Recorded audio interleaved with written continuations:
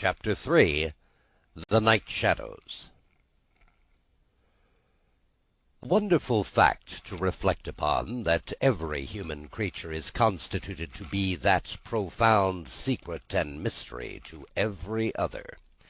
A solemn consideration, when I enter a great city by night, that every one of those darkly clustered houses encloses its own secret, that every room in every one of them encloses its own secret, that every beating heart in the hundreds of thousands of breasts there is, in some of its imaginings, a secret to the heart nearest it.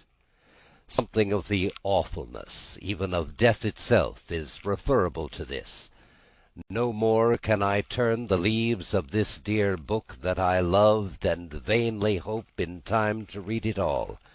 No more can I look into the depths of the unfathomable water, wherein, as momentary lights glanced into it, I have had glimpses of buried treasure and other things submerged. It was appointed that the book should shut with a spring for ever and for ever, when I had read but a page.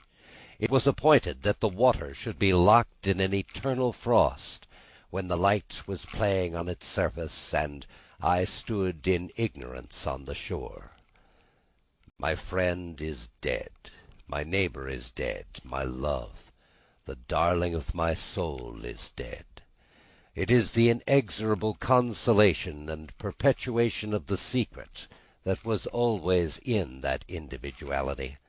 Burial places of this city through which I pass, is there a sleeper more inscrutable than its busy inhabitants are, in their inmost personality to me, or than I to them? As to this, his natural and not to be alienated inheritance, the messenger on horseback had exactly the same possessions as the king, the first minister of state, or the richest merchant in London. So, with the 3 passengers shut up in the narrow compasses of one lumbering old mail coach, they were mysteries to one another, as complete as if each had been in his own coach and 6, or his own coach and 60, with the breadth of a county between him and the next. The messenger rode back at an easy trot, stopping pretty often at ale-houses by the way to drink, but evincing a tendency to keep his own counsel, and to keep his hat cocked over his eyes. He had eyes that assorted very well with that decoration, being of a surface black, with no depth in the colour or form, and much too near together, as if they were afraid of being found out in something, singly, if they were kept too far apart. They had a sinister expression under an old cocked hat like a 3-cornered spittoon, and over a great muffler for the chin and throat, which descended nearly to the wearer's knees. When he stopped for a drink, he moved this muffler with his left hand, only while he poured his liquor in with his right. As soon as that was done, he muffled again. "No, Jerry, no," said the messenger, harping on one theme as he rode. "It wouldn't do for you, Jerry. Jerry, you're an honest tradesman. It wouldn't suit your line of business. Recalled, trust me if I don't think he'd been a-drinking." His message perplexed his mind to that degree that he was fain, several times, to take off his hat and scratch his head. Except on the crown, which was raggedly bald, he had stiff black hair standing jaggedly all over it, and growing downhill almost to his broad, blunt nose. It was so like Smith's work, so much like the top of a strongly spiked wall than a head of hair, that the best of players at leap-frog might have declined him as the most dangerous man in the world to go over. While he trotted back with the message he was to deliver to the night watchman in his box at the door of Tellison's Bank by Temple Bar, who was to deliver it to greater authorities within, the shadows of the night took such shapes to him as arose out of the message, and took such shapes to the mare as he arose out of her private topics of uneasiness. They seemed to be numerous, for she shied at every shadow on the road. "What time the mail coach lumbered, jolted, rattled, and bumped upon its tedious way, with its three fellow inscrutables inside, to whom likewise the shadows of the night revealed themselves in the form of their dozing eyes and wandering thoughts suggested. Tellson's bank had run upon it in the mail. As the bank passenger, with an arm drawn through the leathern strap, which did what lay in it to keep him from pounding against the next passenger and driving him into the corner, whenever the coach got a special jolt, nodded in his place with half-shut eyes, the little coach windows and the coach lamp dimly gleaming through them, and the bulky bundle of opposite passenger became the bank, and did a great stroke of business. The rattle of the harness was the chink of money. The more drafts were honoured in 5 minutes than even Tellson's, with all its foreign and home connection, ever paid in thrice the time.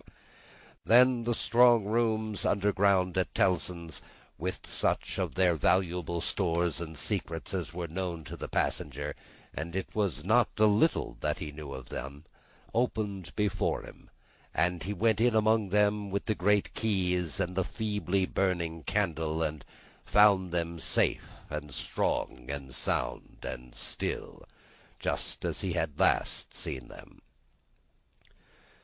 But though the bank was almost always with him, and though the coach, in a confused way like the presence of pain under an opiate, was always with him, there was another current of thought that never ceased to run all through the night. He was on his way to dig someone out of a grave. Now, with much of the multitude of faces that showed themselves before him was the true face of the buried person. The shadows of the night did not indicate, but they were all the faces of a man of 45 by years, and they differed principally in the passions they expressed, and in the ghastliness of their worn and wasted state. Pride, contempt, defiance, stubbornness, submission, lamentation succeeded one another, and did varieties of sunken cheek, cadaverous colour, emaciated eyes, and figures. The face was in the main one face, and every head was prematurely white. 100 times the dozing passenger inquired of this spectre, "Buried how long?" The answer was always the same, "Almost 18 years." "You had abandoned all hope of being dug out?" "Long ago." "You knew that you were recalled to life?" "They tell me so." "I hope you care to live?" "I can't say." "Shall I show her to you? Will you come and see her?" The answers to this question were various and contradictory. Sometimes the broken reply was, "Wait, it would kill me if I saw her too soon." Sometimes it was given in a tender rain of tears, and then it was, "Take me to her." Sometimes it was staring and bewildered, and then it was, "I don't know her. I don't understand." After such imaginary discourse, the passenger in his fancy would dig and dig and dig, now with a spade, now with a great key, now with his hands, to dig this wretched creature out. Got on at last with earth hanging about his face and hair, he would suddenly fan away to dust. The passenger would then start to himself, and lower the window to get the reality of mist and rain on his cheek. Yet even when his eyes were opened on the mist and the rain, on that moving patch of light from the lamps and the hedge at the roadside retreating by jerks, the night shadows outside the coach would fall into the train of the night shadows within. The real banking-house by Temple Bar, the real business of the past day, the real strong-rooms, the real express sent after him, and the real message returned, would all be there. Out of the midst of them the ghostly face would rise, and he would accost it again. "Buried how long?" "Almost 18 years." I hope you care to live." "I cannot say." Dig, dig, dig, until an impatient movement from one of the two passengers would admonish him to pull up the window, draw his arm securely through the leathern strap, and speculate upon the two slumbering forms, until his mind lost its hold of them, and they again slid away into the bank and the grave. Buried how long? Almost 18 years. You had abandoned all hope of being dug out? Long ago. The words were still in his hearing as just spoken, distinctly in his hearing as ever spoken words had been in his life, when the weary passenger started to the consciousness of daylight, and found that the shadows of night were gone. He lowered the window, and looked out at the rising sun. There was a ridge of ploughed land, with a plough upon it, where it had been left last night when the horses were unyoked. Beyond, a quiet coppice wood, in which many leaves of burning red and golden yellow still remained upon the trees. Though the earth was cold and wet, the sky was clear, and the sun rose bright, placid, and beautiful. 18 years, said the passenger, looking at the sun. Gracious Creator of day, to be buried alive for 18 years.